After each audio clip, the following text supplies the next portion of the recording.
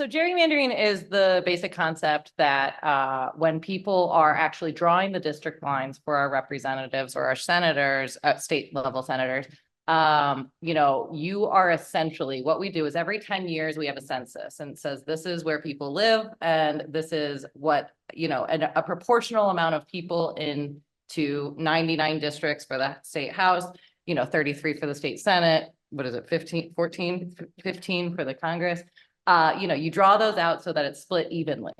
But there's a lot of ways to game that system. You can, if you have, I don't know, about 140,000 in each district, you can put 160,000 in one and 120 in another because you have a little bit of wiggle room. And so you can actually pack certain populations in two districts and then let other populations have free reign.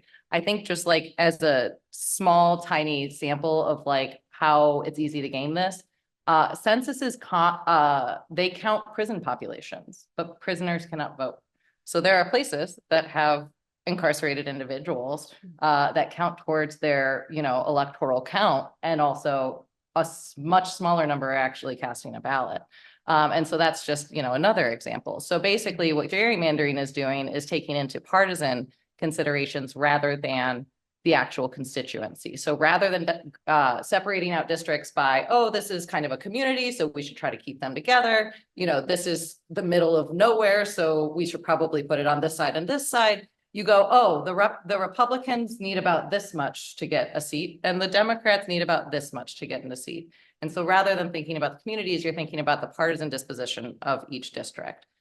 A lot of games that can be played. Currently, our system is that we have the Democrats and Republicans working together on it. And it's terrible. And then we had the state Supreme Court tell them that they were doing it wrong. And they said, we don't care. And they still made it terrible.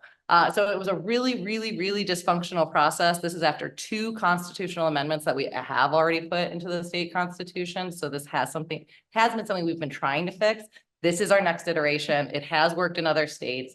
It basically takes politicians out of it altogether. And it would instead have citizen leaders actually draw the districts. For example, I would not qualify to be on this commission because I'm a registered lobbyist. Registered lobbyists, you're out. There are all these different criteria of people that you have a conflict of interest inherently. You're not going to be part of drawing the maps. And I am thrilled to be disqualified. So I think it'll be a good system.